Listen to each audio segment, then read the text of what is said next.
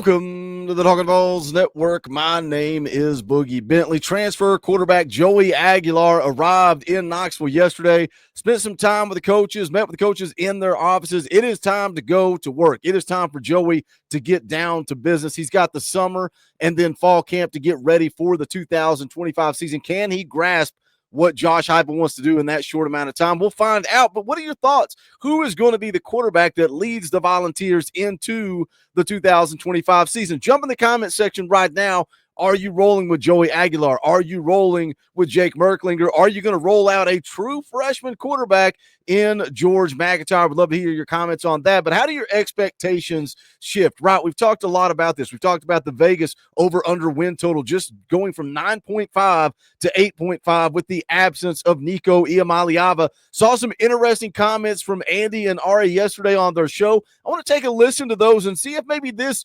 changes your mind just a little bit. Let's take a listen to what they had to say in regards to Nico and the over-under win total for Tennessee in 2025. Let's take a listen. Producer River and I were marveling at this before you came on. The Tennessee win total hasn't changed since Nico left. It's still sitting there at 8.5. Yeah, it shouldn't. I mean, I have things to say about Nico and one of my plays coming up here, but listen, there are serious. Nico can't run that offense. Hendon Hooker was perfect for that offense. You have to go find somebody that can absolutely throw bullets to the slot and that can hit somebody over the top, because you need burners at the wideout, the stretch offense that's being run there by Heupel. You have to have somebody that can throw it on a frozen rope, and you have to be a little bit nimble. That was a big problem for Nico.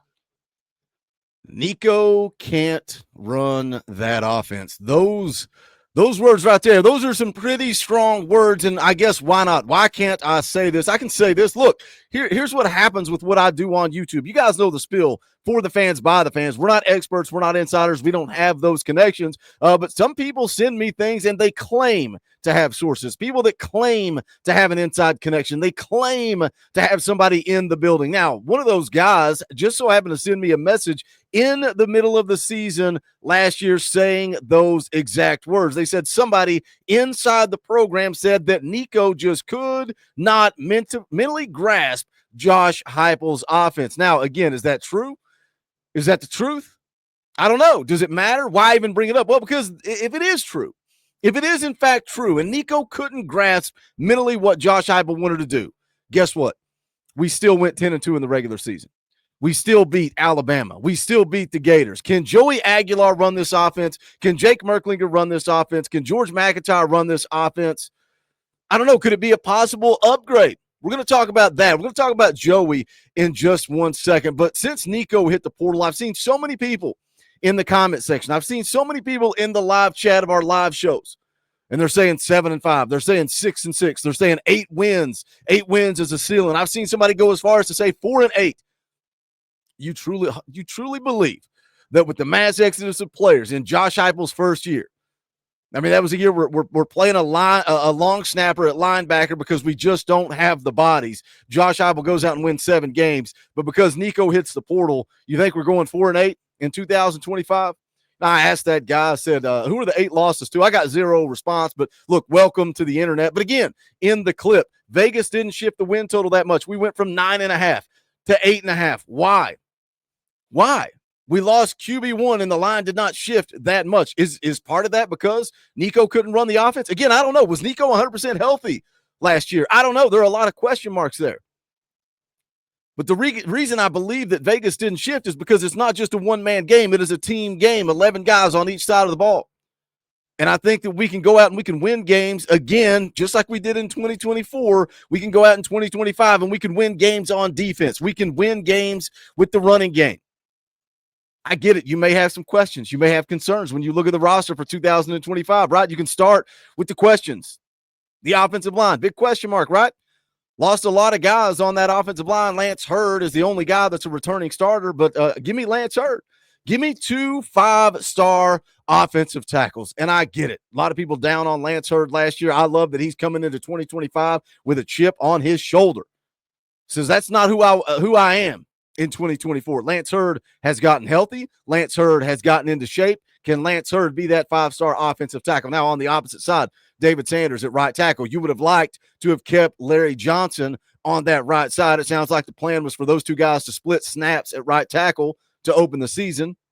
You would like to have that time for David Sanders to get up to speed. But again, welcome to college football in 2025. Larry Johnson wants playing time, so he's going to bounce in the portal, and now we're going to lean on David Sanders. Well, you're a 5-star for a reason. Welcome to the SEC. I know Big Dave's ready to go play football.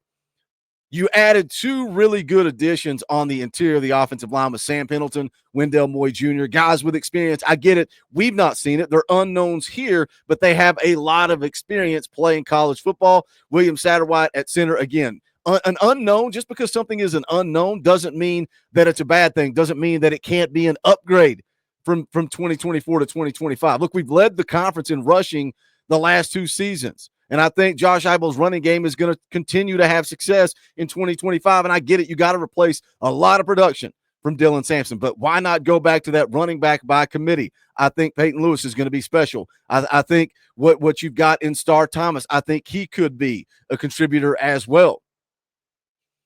But then there's a wild card there, Deshaun Bishop, a guy that shows up, shows out, balls out. I think Deshaun Bishop could have a pretty big year in 2025 too, but I don't see anybody really being that Dylan Sampson type of guy. I think it's going to be running back by committee, but I think they will have success. Of course, we've talked about the wide receivers, another unproven, but the same people crying, where is Mike Matthews, now want to go to the portal and recruit over Mike Matthews. It is Mike's time to shine. It is Braylon's time to shine. We'll see what Boo Carter can do on offense. I get it. There is a lack of depth there. We have to stay healthy. That is probably my biggest concern, is staying healthy. But what about the quarterback position? What about Joey Aguilar? Nico couldn't mentally grasp this offense.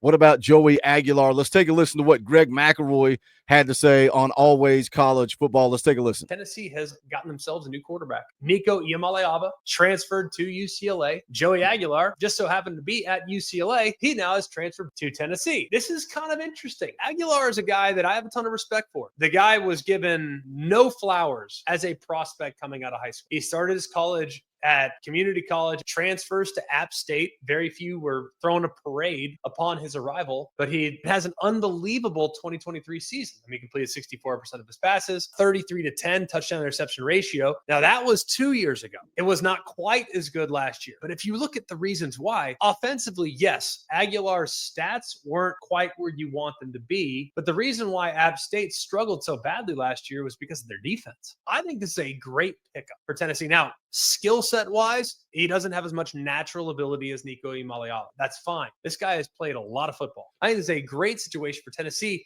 to bridge the gap to one of their talented freshmen. Bridge the gap. I think those are interesting words there. But look, I don't think anybody on this roster has the physical gifts that Nico has, right? But maybe it doesn't take those physical gifts to run Josh Heupel's offense. Again, go back to it. He couldn't mentally grasp what Josh Heupel wanted to do. Is that the truth or not? You can decide. You can make that decision. But does Joey have it between the ears to run this offense at a high level? But again, I love what Greg McElroy had to say there. Bridge the gap before the young guys take over. Because look, Nico entering the portal set us back a year. It set us back an entire year. Would he have taken a step in 2025? Second year as a starter, third year in the system. I thought he could have. I thought Nico was going to take a big step in 2025, and this offense was going to look a whole lot different. But none of that matters now. Instead, if you hand the reins over to Jake Merklinger, again, you're taking a step in the wrong direction. You're going back to a redshirt freshman that's never started a game at Tennessee, and that's not a shot at Jake. That's not a shot at George. That's the reality of the situation that we're in. Now, if you bring in Joey Aguilar, a guy that started 24 games at App State, he threw for almost 7,000 yards and 56 touchdowns, broke the App State single-season record for passing yards and passing touchdowns in 2023, ranked 4th in the country in passing touchdowns that season behind only Bo Nix, Jaden Daniels, and Michael Penix. That's a guy with a lot of experience. Can he get up to speed over the course of the summer and into fall camp? I think Joey is going to be the guy for 2025. Now, can we just kind of cruise through this year? How many times did we say under Joe Milton, we're just trying to survive? We're like in cruise control until Nico takes over.